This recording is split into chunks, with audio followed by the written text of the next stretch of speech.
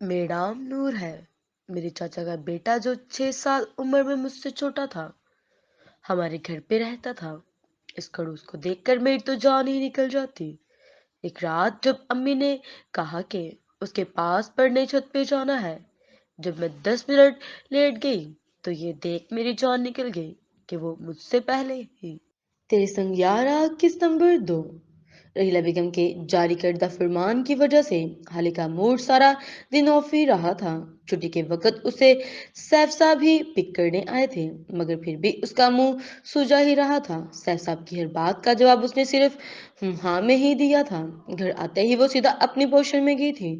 कमरे में पहुंचते ही पीछे दरवाजा जोरदार तरीके से बंद किया कि उसकी आवाज पूरे घर में गूंजी थी। बिगड़े मूड के साथ उसने बैग बेड पर फेंका और खुद भी औंधे मुंह बेड पर ढेर हो गई थी। उसे यूं लेटे थोड़ी ही देर गुजरी थी कि रहीला बेगम खाने की ट्रे लिए उसके कमरे में दाखिल हुई थी, मगर उसे बैग समेत बेतरतीबी से बेड पर लेटे देखकर उनका पारा हाई हुआ था। हाले नूर, तुम कब बड़े होना है? 22 की तुम हो चुकी हो और अभी तक तुम्हारा बचपना ही खत्म नहीं हो रहा। लीला बेगम ने दांत पीसते हुए कहा और खाने की ट्रे स्टडी टेबल पर रखती थी। अमूमन तो हाले खुद नीचे किचन में आकर खाना खाती थी, मगर आज रहीला बेगम खुद खाना लेकर आई थी। उसके लिए उन, उन दोनों के आपस के ताल्लुकात की वजह वो आपस में वाकिफ थी और ये भी जानती थी कि हाले जिद में नहीं जाएगी पढ़ने, बस उसे आराम करने आई थी। मगर उसकी बेतरतीबी देखकर उनका दिमाग आउट ऑफ कंट्रोल हुआ था। ओ, जो आप सगी माँ हो के मुझसे सौतेली माँ जैसे सुलूक करती हैं वो, उसने उसी पोजीशन में रूहान से लहजे में सवाल किया था। क्या बकवास कर रही हो? रहीला बेगम ने उसे घूरी से नवाजा था। हाँ तो और क्या, सब जानते बूझते आप मुझे आदमखोर के जंगल में अकेला छोड़ रही हैं। तड़प कर सीधे होते हुए वो बोली थी, ज्यादा फालतू बोलने की जरूरत नहीं, उठो और खाना खा लो। मैं माँ हूँ तुम्हारी, कोई दुश्मन नहीं। जो भी करती हूँ तुम्हारी भलाई के लिए करती हूँ। स्टडी टेबल से खाने की ट्रे उठाकर उसके सामने रखते उन्होंने अपनी बात मुकम्मल की। नहीं खाना मुझे, और ना ही आपके लाडला साहब से पढ़ना है। उसकी हठधर्मी पर हीला बेगम ने चंद सानी उसको देखा और फिर उसके सामने से ट्रे उठा ली थी। नहीं खाना तो मर्जी तुम्हारी, और जहां तक पढ़ने की बात है तो वो तुम जानो। और सामा, मैंने बस उससे कहना था, आगे तुम्हें पढ़ना पढ़ाना उसकी जिम्मेदारी है और मैं जानती हूँ अपनी जिम्मेदारियां निभाना खूब जानता है। रीला बेगम ने इत्मीनान से कहा और ड्रेस समेत कमरे से निकल गई थी। पीछे हाले ने मुंह खोलकर बंद दरवाजे को देखा था।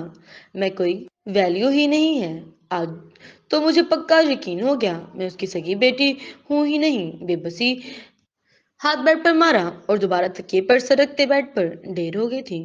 और सामा को खुद पढ़ाने से रोकने के लिए मुफ्तलिक ताने बाने जोड़ती रही और यूं ही सोचते सोते कब उसकी आंख लगी उसे पता ही नहीं चला।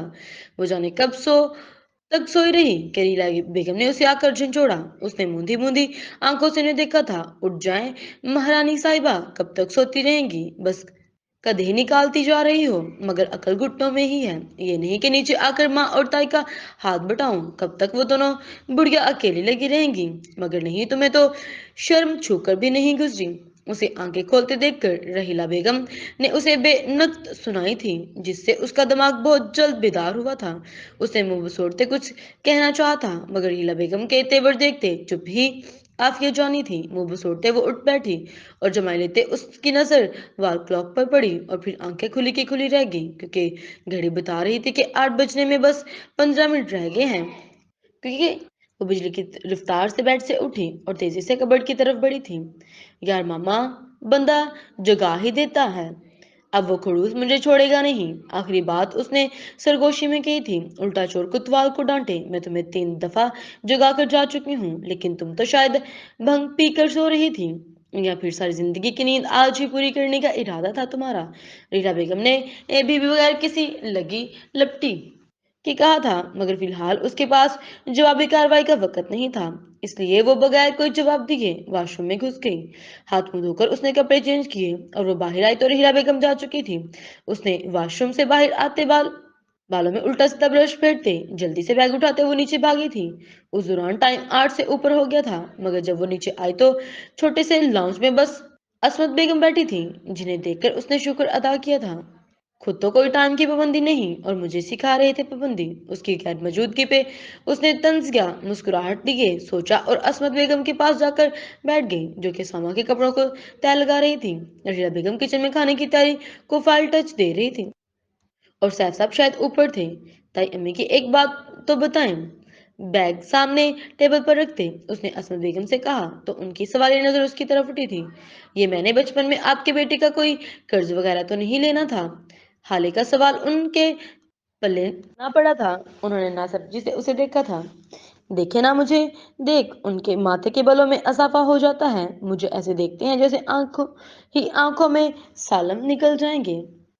चेहरे के एक्सप्रेशन ऐसे देते जैसे कड़वा करेला बगैर पका ही खा लिया हो। उसकी बातों पर असमत बेगम के चेहरे पर नर्म सी मुस्कुराहट आई थी। नहीं बेटा, उसकी तबीयत का हिस्सा ये है, तकरीबन सभी के साथ ही वो संजीदा ही रहता है। असमत बेगम ने असली नरम लहजे में उसे समझाया, जिसपे उसने बस मुंह बसोरा था। अच्छा जाओ, ये कपड़े सामा के कमरे में रखा, मैं जरा राहिला को देख लूं। असमत बेगम के कहने पे हाले ने आंखें बड़ी करके उन्हें देखा था। मैं जाऊं? उसने अपनी तरफ उंगली करते शदीद हैरानगी से पूछा था। हाँ तुम, मुख्तसर सा जवाब देके वो उसके सुने बगैर किचन में चली गई थी और वो बेबसी से उसकी पुश्त देखती रह गई थी।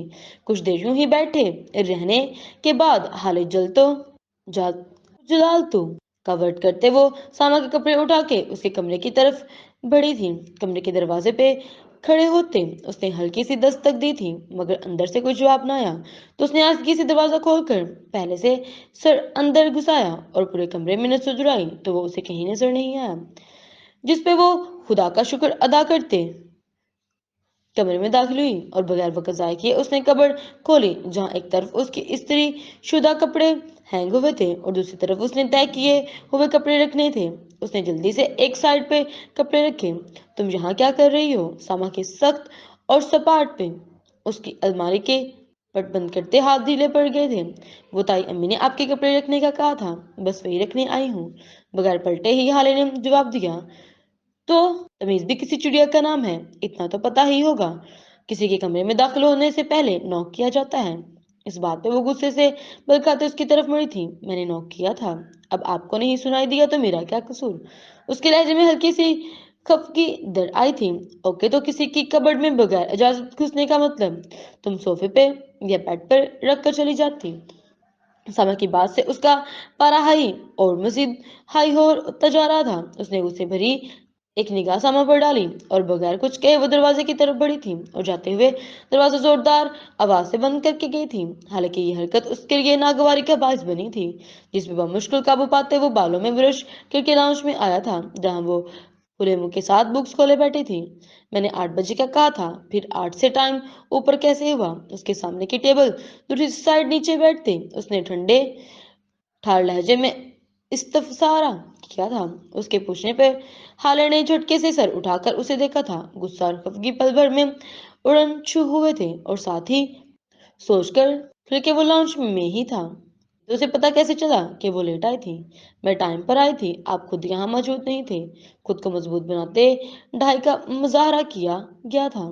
मैं तुम्हारे इंतजार में 10 मिनट बैठने के बाद अपने रूम में फ्रेश होने गया था।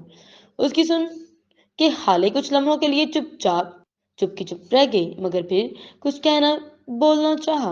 मैं मजीद कोई झूठ सुनने का मुतहमल नहीं हो सकता। आज पहला दिन है, इसलिए राहत मिल रही है। आइंदा ऐसा बिल्कुल नहीं होगा। अब बुक्स निकालो और जो जो समझ नहीं आता वो मार्क करो। आज बस मार्क करेंगे, कल बकायदा समझना शुरू करेंगे। उसे मुंह खोलते देख कर सामा ने उसे टोक दिया था। खड़ूस कहीं का। हाले होले से बुड़बुड़ाई थी। कुछ कहा तुमने? सामने बनु उचकाई थी। नहीं नहीं, मैं तो कह रही थी कि मैं बस मार्क करने लगी हूँ। जल्दी जल्दी बोलते वो किताब पर झुक गई और सामा उसके झुक के सर को देखने के बाद उसकी दूसरी बुक्स उठाकर इन्हें देखने लगा था। आपको नहीं लगता आप हमें हाले के बारे में कुछ सोचना चाहिए? खाने और चाय के दौर बाद सबने कुछ देर टीवी देखा और फिर सब सोने के लिए अपने अपने कमरे में चले गए थे। सैफ साहब आते ही आज के दिन के हिसाब किताब में लग गए थे, जबकि रहीला बेगम बैकग्राउंड के साथ टेक लगाए हाले के बारे में सोचने में मसरूफ हो गई थी। और फिर अचानक ही सैफ साहब को मुखातिब करते ही सवाल पूछा था, जिसमें सैफ साहब ने रसीदों से नजरें हटाकर इन्हें देखा था। मतलब क्या सोचना चाहिए, एक नजर इन्हें देखने के बाद वो दोबारा अपने कम में मसरूफ हो गए थे, उसकी शादी के बारे में और किसके बारे में। सैफ साहब की बेतवजी पे वो जी बढ़कर बदमजा हुई थी। इतनी जल्दी भी क्या है, अभी तो वो पढ़ रही है। और रसीदों को उल्ट पुल्ट कर देखते उन्होंने बात हवा में उड़ाई थी। अभी से कोशिश करेंगे तो इसकी पढ़ाई मुकम्मल होने तक कुछ होगा। अपनी बेटी के लक्षणों से आप भी तो वाकिफ हैं, क्या मतलब है इस बात का। अब की दफा सैफ साहब ने उनकी तरफ देखते सख्त लहजे में पूछा था, तो रीला बेगम को अपना अल्फाज का एहसास हुआ। मेरा मतलब आप जानते तो हैं, उसका मजाज लाउबाली सा है, किसी बात को सिरे से संजीदा लेते ही नहीं, और ना ही उसका किचन के कामों की तरफ उसका कोई ध्यान है।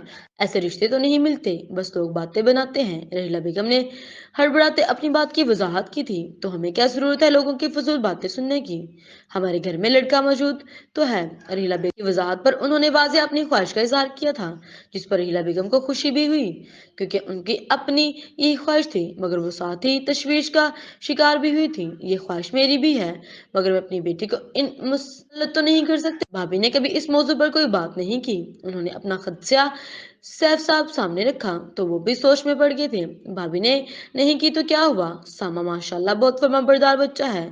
मेरी एक दफा कहने की देर वो बगैर कोई दूसरी बात कहे झट से हाँ कर देगा। सैफ साहब के लहजे पर तफाकर और मान बोल रहा था। वो मैं भी जानती हूँ, मगर इस तरह तो वो ये समझेगा कि चाचा अपने किए एहसानात का बदला यूं ले रहा है। आप जानते तो हैं भाई साहब की वफात के बाद वो कितना हसास हो गया है। रीला बेगम ने एक और पहलू उनके सामने रखा, तो वो सोच में पड़े थे। अच्छा चलो, एक दफा किसी बहाने भाभी से बात करने की कोशिश करना और देखना वो क्या ख्यालात रखती हैं, और फिर उसी के मुताबिक फैसला करेंगे। बाकी जो हम सबके खल्क में बेहतर हो, हक में बेहतर हो, अल्लाह ताला वही करेगा। सैफ साहब की बात रेला बेगम के दिल को भी लगी थी। वो बेटी वाली थी, खुद को और अपनी बेटी को बेमौल नहीं कर सकती थी, इसलिए इन्हें सैफ साहब के ख्यालात अच्छे लगे थे, और उन्होंने कुछ भी सोच लिया, और उस सोच पे अमल दरामद करने का इरादा उनका कल ही था, जारी है।